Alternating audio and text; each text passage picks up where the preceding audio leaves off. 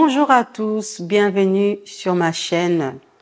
Sur ces capsules, je vais vous parler de comment savoir si je suis appelée au ministère de la louange. Je vais parler de mon exemple personnel.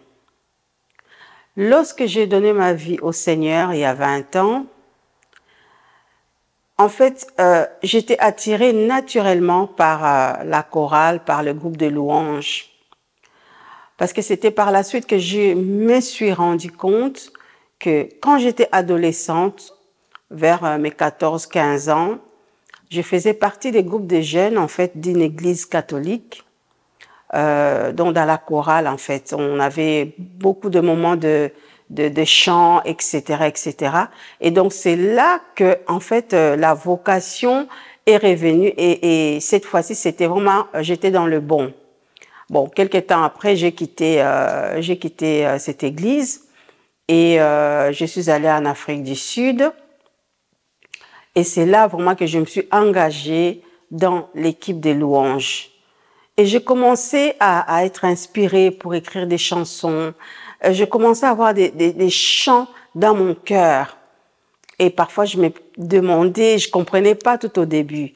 Et après, j'ai eu envie de faire des cours de piano, de faire des cours de chant. Mais la vocation était là, en fait. Et c'est pour cela que j'étais naturellement attirée. Alors, pour conclure, comment on sait qu'on est appelé à l'équipe des louanges ou à être chanteur ou un musicien ou artiste de la musique gospel?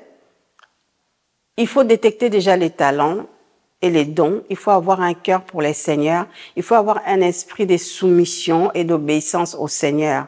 En fait, il faut avoir cette passion. Il faut être passionné du Seigneur pour pouvoir exercer ces ministères.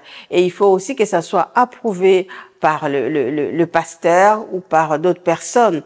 Le don doit être visible, en fait. Alors là, on peut avoir les désirs ou peut-être un fardeau de vouloir conduire la louange ou d'être un artiste ou d'être un musicien dans l'église, dans la chorale ou bien artiste du gospel. Vraiment, il faut vraiment avoir un cœur d'adorateur. Il faut qu'il y ait déjà quelque chose en toi qui exprime, qui a une expression d'adoration. Voilà, c'est ce que je voulais partager pour aujourd'hui sur comment on sait qu'on est appelé dans le ministère de louange. Merci beaucoup et à très vite.